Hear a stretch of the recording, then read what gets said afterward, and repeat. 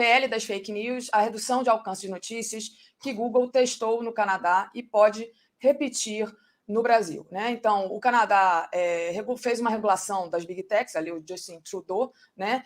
E aí o que aconteceu, né? Reduziu drasticamente os resultados de busca no Google, diminuiu a quantidade de anúncios, ou seja, o que a gente pode perceber disso aí pode ser prejudicial a quem vive dos anúncios, ou seja, os meios independentes. Isso foi uma discussão muito grande aqui no 247, na mídia independente, no Brasil. Eu entendo as razões que levam uma boa parte da sociedade e da esquerda a ficar entusiasmada com a PL 2630. O combate às fake news. Eu entendo as razões. Sim. Eu também não gosto das fake news. Eu também gostaria de combatê-las com a maior radicalidade possível. O problema é o caminho para combater as fake news. É uma discussão que me lembra como foi tratado um outro tema lá atrás. Todo mundo é favorável a lutar contra a corrupção. A luta contra a corrupção também era uma bandeira de esquerda. Isso levou a esquerda a apoiar de uma maneira quase cega, num certo momento, a lei da ficha limpa. O único deputado de esquerda que votou contra a lei da ficha limpa foi José Genuíno Neto. Apoiar a lei contra as corrupções, porque você queria fornecer radicalidade a uma chaga que afeta a vida do povo, que é a corrupção. Mas não se enxergou as consequências daquela legislação sobre a democracia. Não se enxergou que aquela legislação poderia virar, como virou, uma arma nas mãos da direita, contra a esquerda. Eu temo pela mesma coisa em relação ao projeto, ao PL 2630. Eu creio que há dois assuntos para ser tratado no PL 2630. Um diz respeito à sua eficácia no combate às fake news. O outro diz respeito à remuneração do conteúdo jornalístico. São duas questões. O primeiro problema com o PL 2630, na minha opinião, não que seja o mais grave, mas o primeiro problema formal, é ter colocado os dois temas juntos. A remuneração de conteúdo jornalístico e autoral não tem nada a ver com o combate à fake news. Ou seja, você está dizendo que sem esse jabuti da remuneração jornalística, ele pode ser defendido, não, isso? Estou dizendo que a primeira coisa que devia ser feito era tirar esse jabuti. Tirar o jabuti. Para poder discutir se o PL das fake news tem ou não eficácia. Não. Qual é o meu grande problema com o PL das fake news? Eu vou aqui voltar um pouco no tempo, a 2014, se não me engano, quando foi aprovado o marco regulatório da internet. Qual é o elemento mais importante do marco regulatório da internet? A neutralidade. Por que queria dizer neutralidade? As plataformas já existiam, já tinham força. Aqui eu não estou me referindo somente a redes sociais, eu estou me referindo aos provedores de serviços de internet também. Não é? E o que era fundamental garantir é que esses provedores de serviço de internet e as plataformas não interferissem no acesso do espectador, do leitor, do internauta à informação. As redes tinham que ser neutras. O que quer dizer neutras? As plataformas e as empresas provedoras não podiam favorecer um conteúdo em detrimento de outro conteúdo.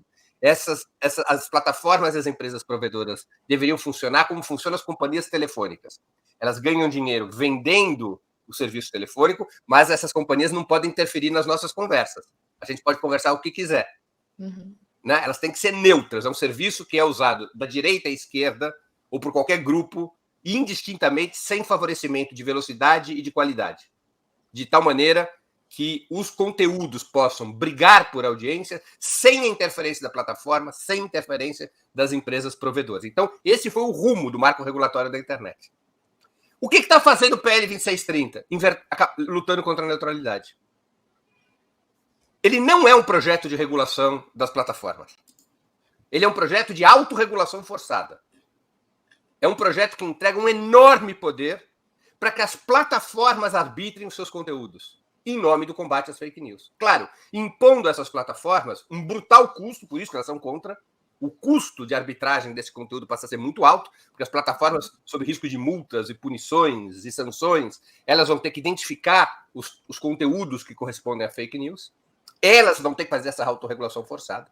Elas não gostam disso por causa dos custos, mas elas recebem um poder imenso. E o projeto, que ficou muito pior, ele mudou de natureza, ele passou a ser um projeto muito complicado, quando o relator, Orlando Silva, em função da situação parlamentar, tirou do projeto o órgão de fiscalização. Estava previsto, embora de uma maneira talvez insuficiente e confusa, estava previsto no PL 2630 um órgão fiscalizador, ou seja, uma agência reguladora que eventualmente teria representação da sociedade civil, do Estado, e funcionaria como uma câmara arbitral, ou seja, os problemas de conteúdo das plataformas não seriam julgados pelas próprias plataformas, mas por essa agência reguladora. Então, o controle era externo. Você teria um organismo público que fiscalizaria o conteúdo das plataformas. Inclusive, fiscalizaria sua obediência à neutralidade prevista no marco regulatório.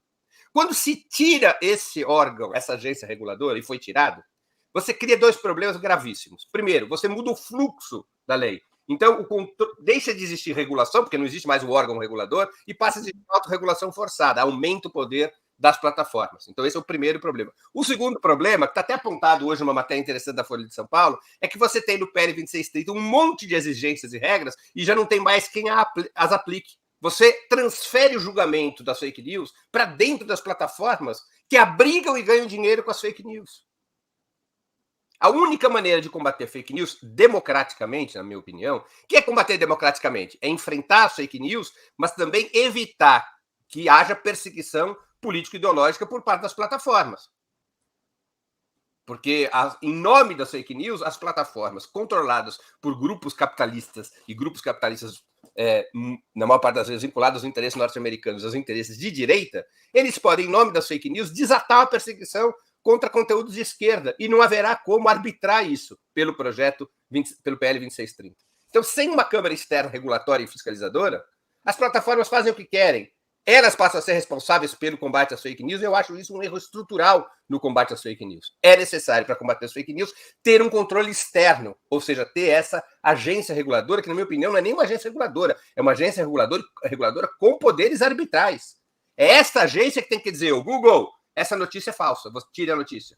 O Facebook, isso aqui é picaretagem, tire. E também serve para quem se achou injustamente punido recorrer. Olha, vocês disseram que isso aqui era fake news, não é não, tá aqui, eu quero de volta o meu perfil. Então, você ter uma espécie de câmara arbitral, não é? Que faça esse papel de controle externo. Então, esse é um elemento. Aí nós vamos ao outro tema, que se vincula, que é o tema da remuneração jornalística e de direito autoral, que é um tema extremamente delicado. Porque o que se passa? Os grandes grupos tradicionais de comunicação perderam muito com o desenvolvimento da internet. Perderam porque houve uma revolução tecnológica. Muito menos gente lê jornais, muito menos gente assiste TV aberta.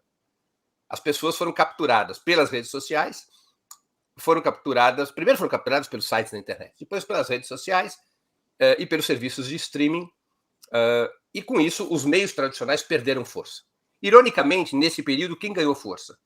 A imprensa independente, porque a imprensa independente, com o desenvolvimento da internet e das redes sociais e dos serviços de streaming como o YouTube, onde as pessoas estão nos vendo nesse exato momento, a imprensa independente pôde se desenvolver, embora ela seja muito menos poderosa do que a imprensa monopolista, ela pôde se desenvolver exatamente por conta dessa revolução tecnológica, exatamente por conta dessas plataformas. Mas os meios tradicionais de comunicação, não. Eles perderam força. E eles querem recuperar parte dessa força perdida na forma de receita através da remuneração jornalística. De tal maneira que as mega plataformas como o Google passem a remunerar as empresas de jornalismo. Para os grupos monopolistas, isso pode significar uma importante renda adicional, teoricamente. Isso pode significar também renda para as empresas independentes de comunicação? Teoricamente, sim. Mas na prática, aí sim, esse exemplo que você citou do Canadá é muito expressivo, eu acho que não. Eu acho que é uma situação muito arriscada. Primeiro, porque a redivisão do bolo publicitário, por exemplo, do YouTube, com uma lei que obriga a remuneração jornalística, tenderá a favorecer as grandes empresas. Então, o bolo publicitário não vai se alterar. Vamos supor que a renda do YouTube hoje seja vamos chutar um número aqui, 10 bilhões, aqui no Brasil seja de 10 bilhões ano. Desses 10 bilhões anos é que vai sair a remuneração de conteúdo jornalístico para os grandes monopólios. Então, o fatiamento desse bolo vai dedicar aos produtores independentes, às empresas independentes, aos produtores individuais, menos recursos publicitários. O Google vai redistribuir essa receita.